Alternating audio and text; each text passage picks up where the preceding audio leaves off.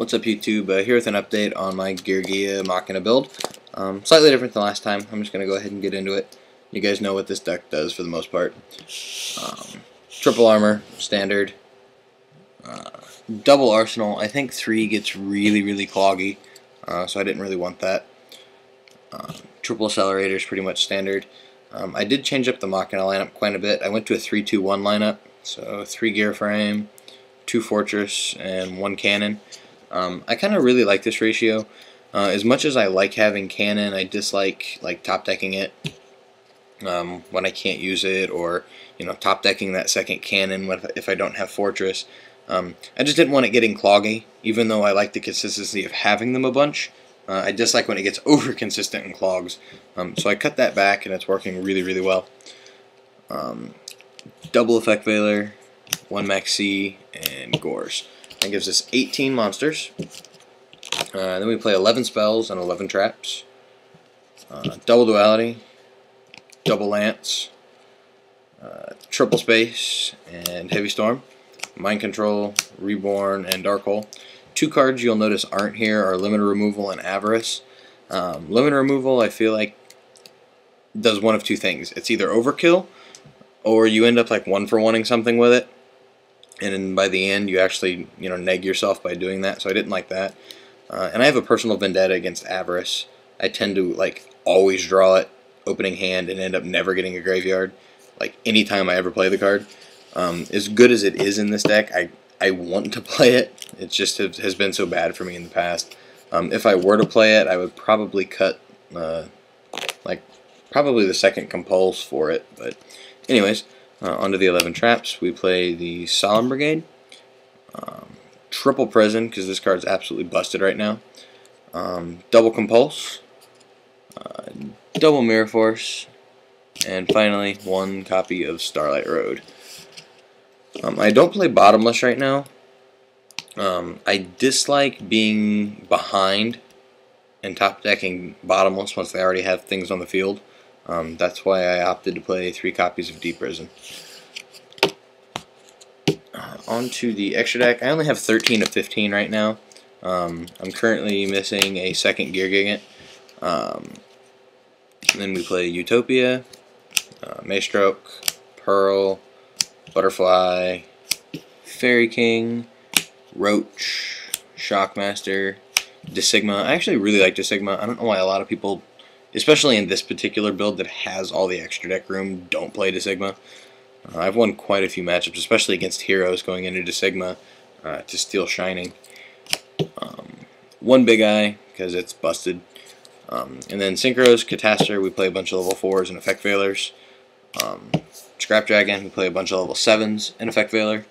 And then finally Stardust Dragon for that Starlight Road. That's 13, like I said. The 14th most certainly needs to be a second Gear Gigant. The 15th most likely would be something along the lines of Utopia Ray. I found myself in a couple times lately that I've actually wanted a second Butterfly, as odd as that seemed. Regardless, I have the room. I can really fill in whatever I want. Finally, onto the side deck. Play the 3rd copy of Effect Veiler, 2nd copy of Max C. I think that's pretty self-explanatory. Double Electric Fires for any variant of the Mirror Match, or Malefic, steal their Cyber Ends and then wreck face with it. Double Kinetic Soldier for Samurai and Heroes. I had been playing 1 Kinetic because he is searchable through Gigant. But I found myself, the times that I searched it or I hit it off duality or whatnot, the opponent knows it's coming and it loses that surprise factor a little bit. So I just wanted to be able to draw into it and set it. One thing I really like is sighting into other things to set. Sort of confuses the opponent on what they're going to nobleman, things of that nature. So to go along with that theory, I've also decided to side deck 2 copies of Fossil Dyna. Pretty much this is just there for things like Wind Up, but it could find a place in, well, especially other things like Samurai, possibly Agents. It just gives me things to sight into that I can set, especially if game 2 or 3 I open with either one of these and set it. The opponent's more likely to think that I set armor, So they're just going to go to like run it over or, you know, blow their open turn, knock on it or something like that. So it helps me maintain advantage as well as pretty much being a nuke when I need it to be. You know, you can stall behind it and poke if you have to. But, you know, it is what it is, and I really like that idea of being able to bluff with different set monsters that actually really help you in certain matchups. We play double Zombie World to stop the sighted system downs. Then we play one Knock and one Soul Taker. Soul Taker is there for things like Thunder King, Shining, and Pulsar. Nobleman, of course, is there to try and poke over your opponent's armors. Maybe it's a set Spy, maybe it's a set Raikou. I kind of really want to play 2 copies of both of these cards, but the side deck does not allow room for that. Unless I cut the Dynas, but I'm really liking the Dynas right now. So I really am almost feeling like it needs to be playing 2 copies of one and none of the other. But since I can't make up my mind on that, I'm still playing 1 and 1. One Needle Ceiling. I was playing 2 copies of Gozen Match for windups, as well as Samurai. But the way that ended up setting the side deck was at 16 cards, and I couldn't find anything to cut.